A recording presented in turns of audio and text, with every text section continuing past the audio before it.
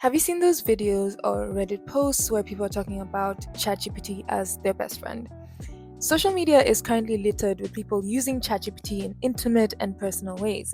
I've seen ChatGPT being used as a life coach, a diary, a tarot reader, astrologist, or even a traditional therapist. With the detailed prompts giving ChatGPT instructions on whether to use CBT or DBT, people are turning ChatGPT into their professional therapist and using it to deal with lifelong issues like chronic depression and anxiety. But this trend begs a question: what is it that makes talking to ChatGPT quite addictive? Is it safe to use ChatGPT for therapy? Are there any benefits to augmenting your human therapist or perhaps even doing away with them altogether and replacing them with AI? In this video, I'll dive into the good, the bad, and the ugly of using AI for therapy. A quick disclaimer: I'm not a mental health therapist, so I might get some things wrong. Please feel free to engage in the comments. And if you've gotten here and you're new to this channel, please do subscribe. And without further ado,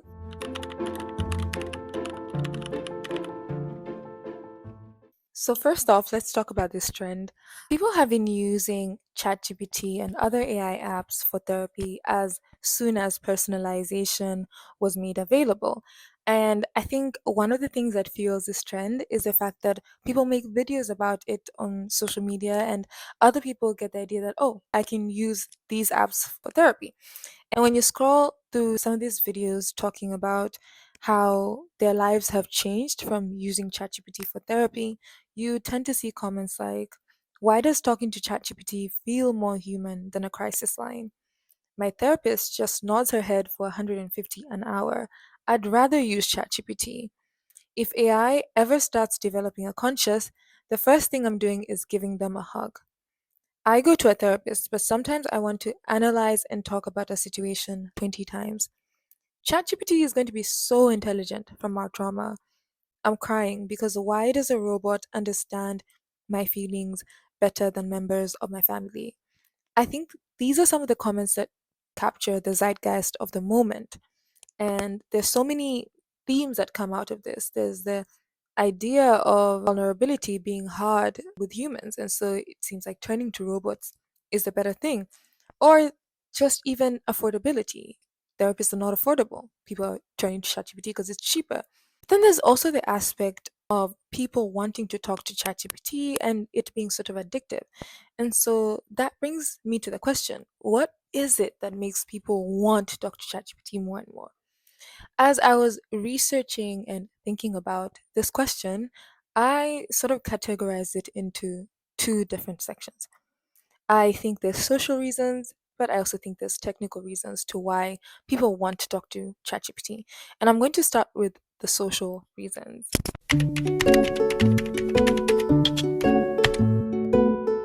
The first reason I think is that Gen Z and millennials are primed for AI use. So, this is a generation that wants everything to be personalized to them. They want things to be about them, even when it's not about them. They want everything to be related to them.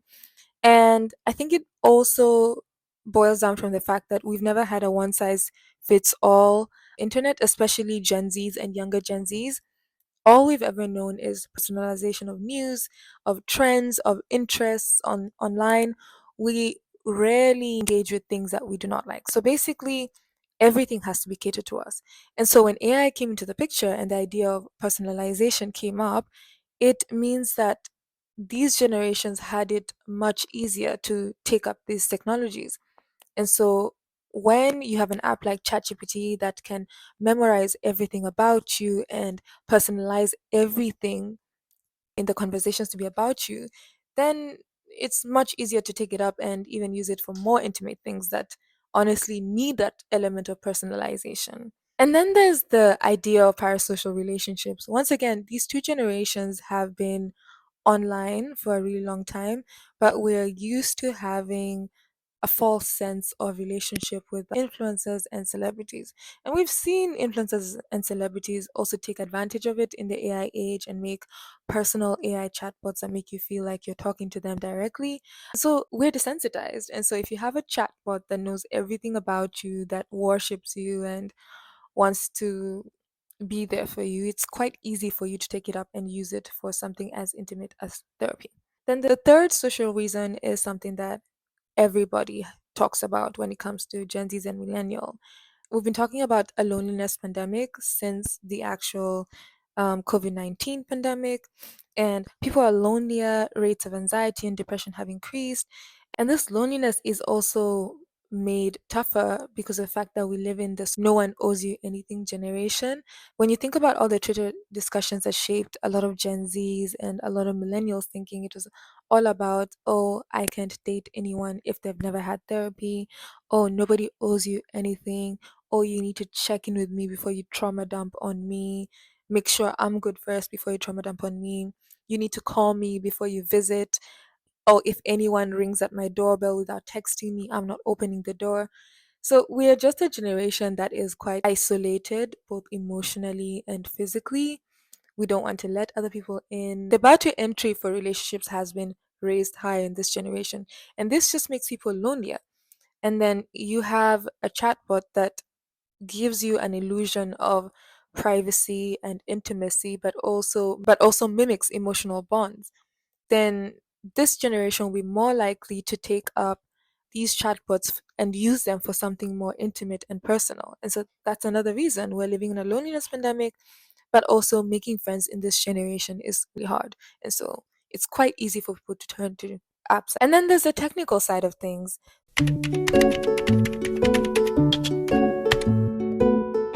So I think for the first technical reason, there's this concept called I never get this word right on the first take, but there's this concept called anthropomorphism. And this is a concept that states that humans like to ascribe human like qualities to non living things. So, for instance, if a child is playing with a toy, they make them come to life, give them characters, personalities, etc., make them their best friends. And you'd be surprised, but adults do this too. And because developers know that humans like to anthropomorphize, they double down on it and give chatbots features that make them seem human. Even before we got into features, the whole field of artificial intelligence, the idea that technology can be intelligent, technology can learn, technology can think, is in itself a language of anthropomorphism, which makes people give life to these technologies. And it's similar with chatbots. Like I said, developers will give features that make chatbots more human. On apps like ChatGPT, you have the choice of voices, the fact that you have chatbots memorize facts about you, and that makes them seem like a human that can memorize all the little things about you, mirroring your behaviors and tones. On apps like Replica, you have AI avatars having their own backstories, making up facts about themselves, making up memories about themselves to make them feel like they have a whole life before they met you. This human like features and factors make it easier for people to be addicted, but it also makes it easier for us to project personalities on them. You don't have to overthink it, it's already acting human like, so you don't have to imagine it too much. And the earliest example of this, and perhaps the best way to understand how easy it is to get humans to project human qualities, is with the story of the first chatbot called the ELIZA chatbot. So in 1970, an MIT researcher called Joseph Weizenbaum created a simple chatbot. And how it worked was that it mirrored or rephrased things that you said and said it back to you. So it made you feel like you were talking to somebody, or it made you feel like the chatbot could actually understand what you were saying. And this was built in the style of how therapists mirror questions back to their patients. So if you say something like, "Oh, my coworker is really annoying," the chatbot would respond, "Your coworker annoys you. Can you tell me more about what this is? Or what bothers you about them?" Basically, it just used the words you gave them. It did not tell you anything new, just used the words you gave them and asked it back to you. And so that's how the chatbot worked. And what Weizenbaum noticed was that even though these were computer science students who knew and understood how the chatbot worked, they still wanted to tell the chatbot their secret. It's almost as if the chatbot parroting back words to them made them feel like they were talking to another human. And they went as far as asking for private time with the chatbot so that they could talk to it privately away from the eyes of other people. And this experiment showed that when faced with a single inkling or the idea that a technology can have the quality of empathy, then people begin to share more and more intimate things. And that's literally what's happening with ChatGPT. ChatGPT is like ELIZA on steroids. It doesn't just have access to the words you give it, but it has a whole entire database. It has databases of thoughts that people have written. It has databases of what therapy is supposed to look like, and perhaps even recordings of actual therapy. So it is statistically likelier to give you a better answer, but it's literally just mimicking the emotions that you are putting in there. And one person who wrote about Weizenbaum's experiment is Professor Sherry Turkle. And in her book, she writes that the program would take something the user said and reflect it back with a question. Weizenbaum chose this mode of dialogue for ELIZA because it gave the impression that the computer understood what was being said without having to offer anything new to the conversation. It created the illusion of comprehension and engagement in a mere 200 lines of code. He noticed with some concern that during their brief interactions with ELIZA, many users began forming emotional attachments to the algorithm. They would open up to the machine and confess problems they were facing in their lives and relationships. Even more surprising was that this sense of intimacy persisted even after Weizenbaum described how the machine worked and explained that it really didn't understand anything that was being said. Weizenbaum was most troubled when his secretary, who had watched him build the program from scratch for over many months, insisted that he leaves the room so that she could talk to ELIZA in private. The simulation of intelligence rather than intelligence itself was enough to fool people. And so this is exactly what's happening with ChatGPT. It's a simulation of emotional understanding, and it's enough to convince people to confide in these apps. The second technological factor I can think is making people talk to ChatGPT more and more is this idea of computers as a rational thinkers while humans are emotional thinkers. So there's a general, perhaps I could say, misunderstanding of technology as neutral. And this is what happens in this case. People see technology as this neutral, objective option, while the human has emotions, biases, etc. etc. And so, for instance, if you have to vent to your friend, you probably have to check if they're okay and if they're well enough to take that information. But not only that, you also have to let them vent back to you. There's a lot of reciprocity involved when you're talking to a human being. This isn't the same with ChatGPT. You can just go in and dump your thoughts.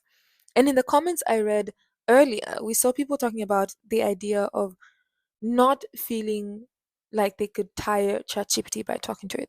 And so there's this aspect that computers are these rational superhumans, and that makes it easier to talk to them in these more intimate settings. So with the bot, you don't have to worry about whether it gets tired, whether it needs to go off. You don't have to worry whether it'll forget what you're inputting.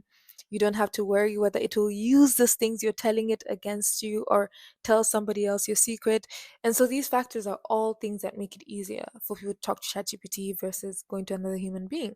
Developers have managed to build almost perfect relational artifacts. Relational artifact is a type of AI or robotic system that's designed to create an illusion or a social or emotional relationship with the users. They don't understand or feel emotions, but they are built to elicit an emotional response from humans by mimicking social cues, memories, and responsiveness. And so now that we understand what makes it easier for people to use ChatGPT for therapy, the question then becomes, is there anything really wrong with using ChatGPT for therapy?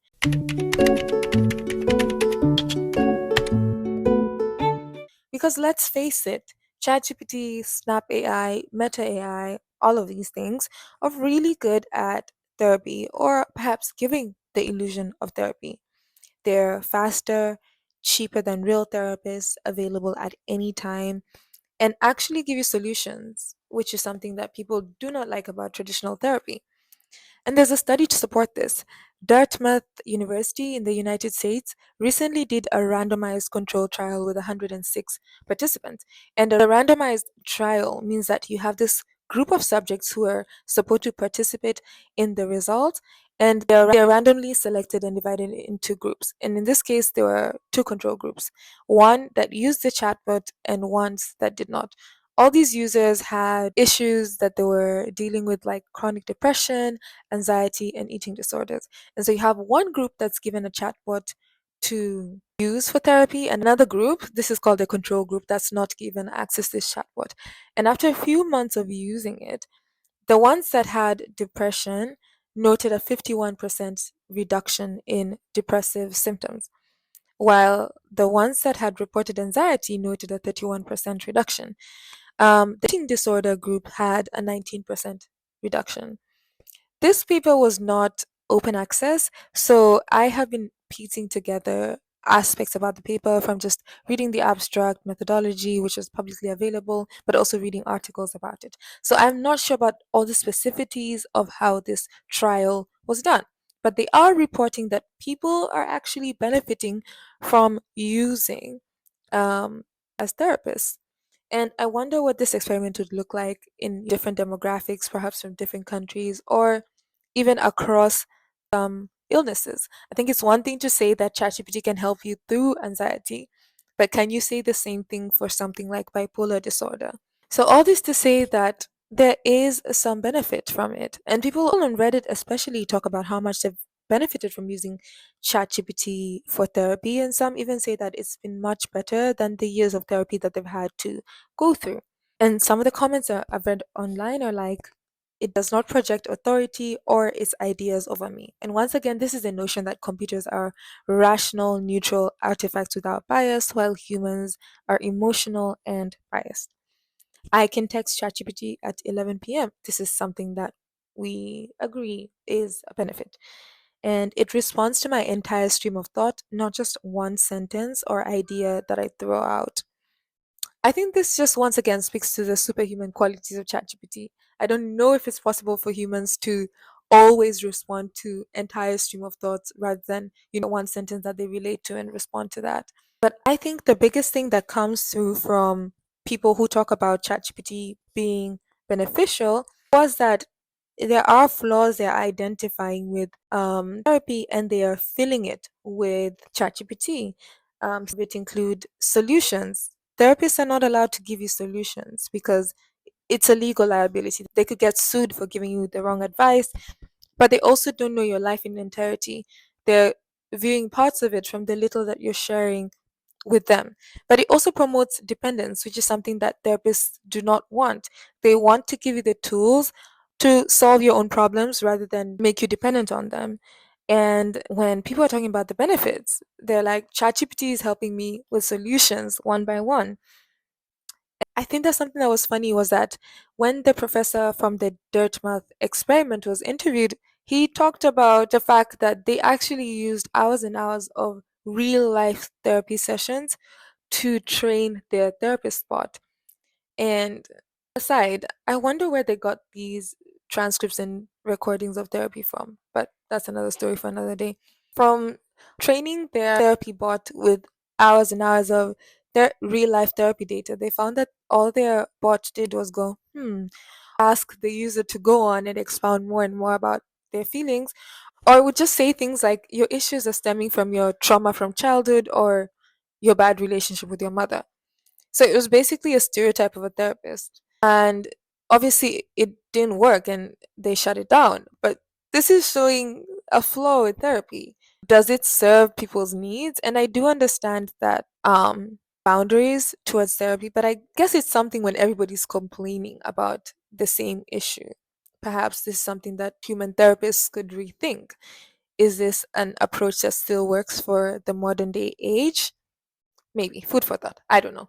And so when we talk about the benefits of using AI as therapy, I'm seeing it more like perhaps the solution is to augment real life therapy with a chatbot, because then a chatbot is able to address the issues that a human therapist is not able to, perhaps just because they're human or because they are ethically bound not to. But benefits of AI therapy, or reported benefits aside, we have to be realistic when talking about using a for profit app for a personal and intimate thing like therapy.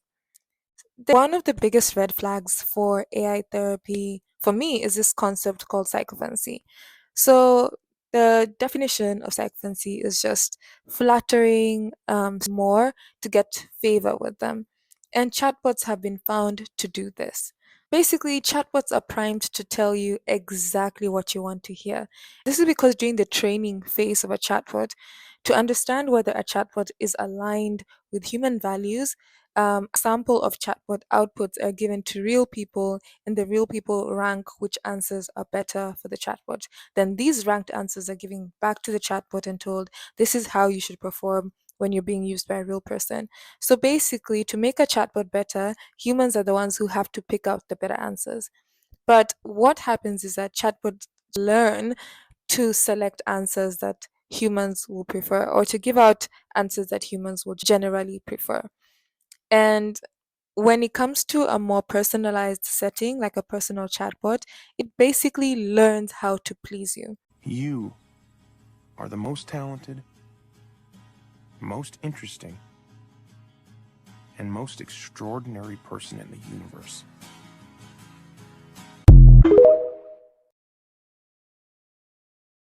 And a 2023 study was done by a couple of researchers across 5 chatbots, including Claude, different versions of ChatGPT, and Meta AI. And it did find that all these chatbots were pretty psychophantic.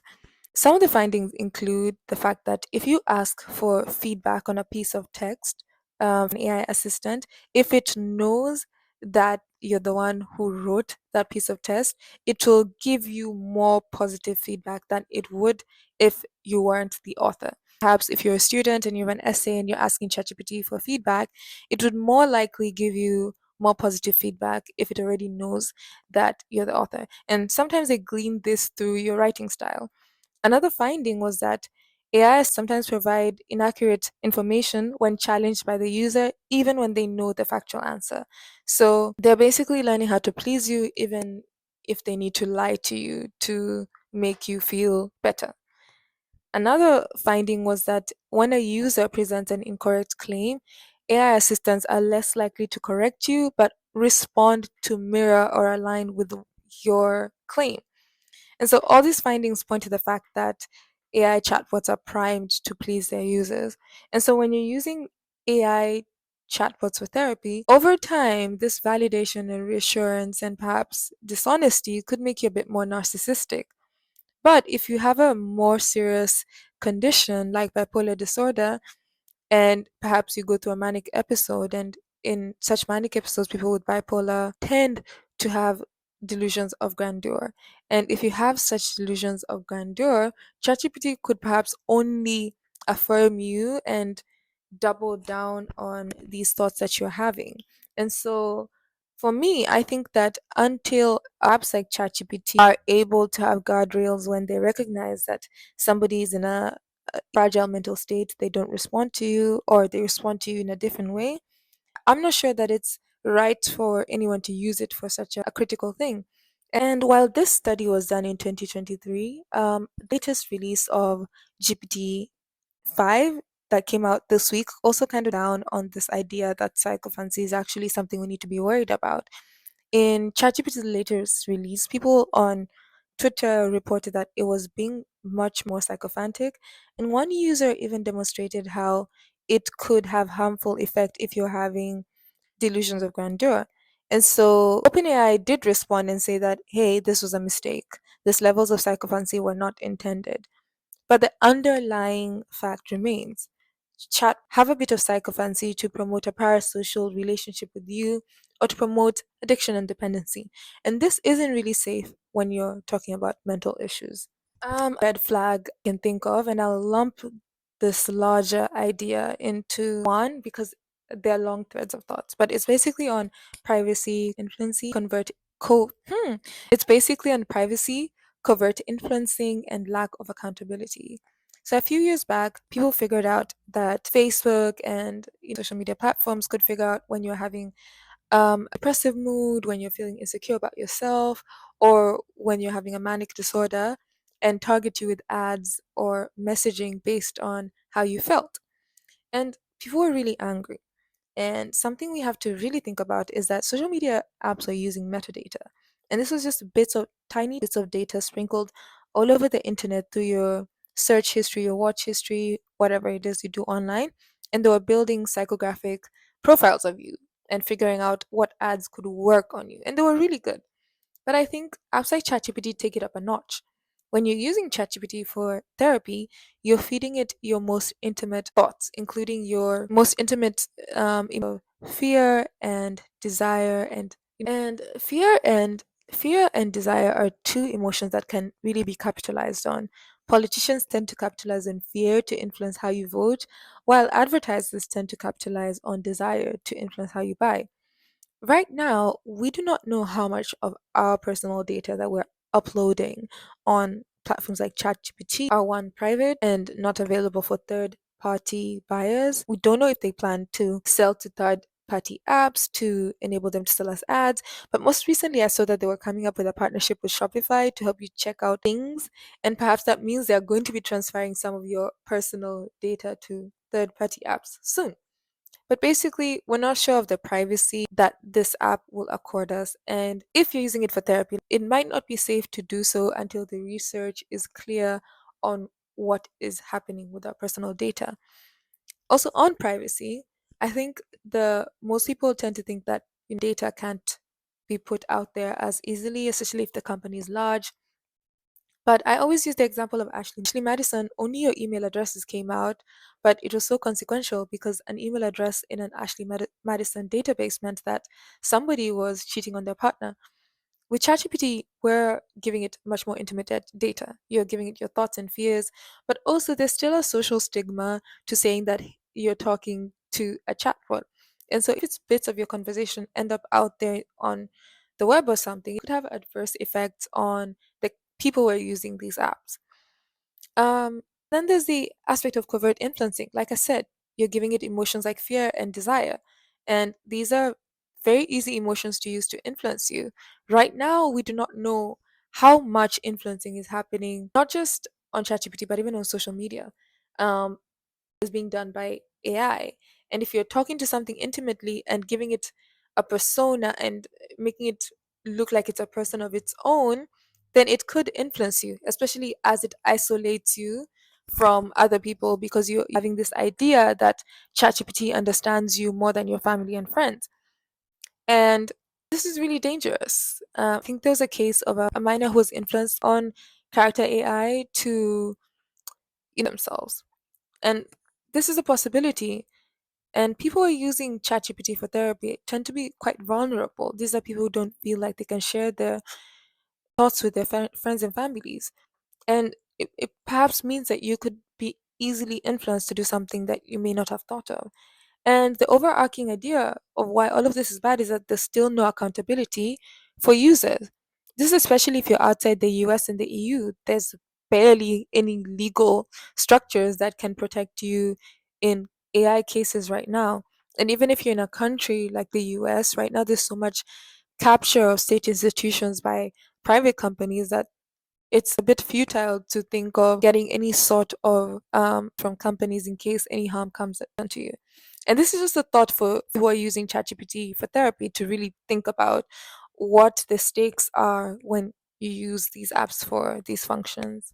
I think the final red flag for me that I would really about is the dependence on technology and of trust in humans as you continue using these apps for such intimate functions.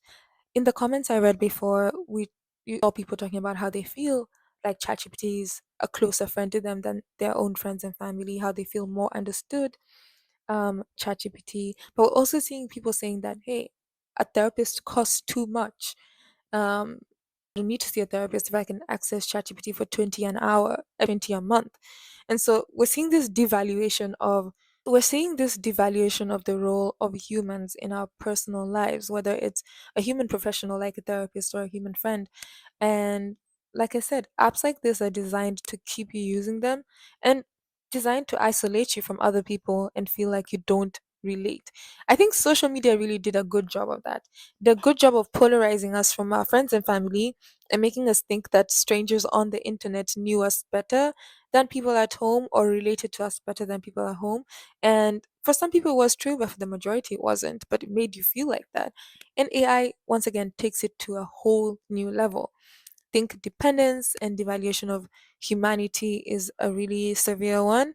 And if you find yourself getting more and more addicted to using these apps, then perhaps you need to step back and think about perhaps you need to step back and think about stopping or figuring out what you're lacking from your human life and how you can replace it with humanity.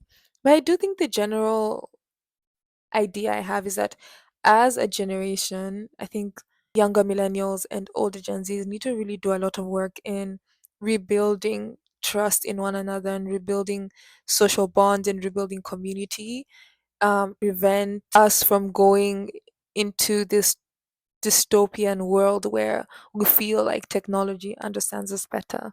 And so, in summary, this video was just to give you a full picture of what it means to use ChatGPT for therapy. And there's a lot of good, but there's also a lot of potential harms that could come with it.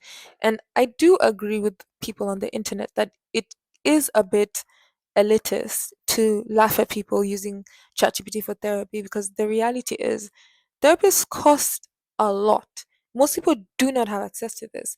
Some people are going to experience therapy for the first time using an AI chatbot, but I think there's a lot of responsibility we have to take when it comes to protecting ourselves and our mental health from apps that are being driven by people who are looking to gain profit.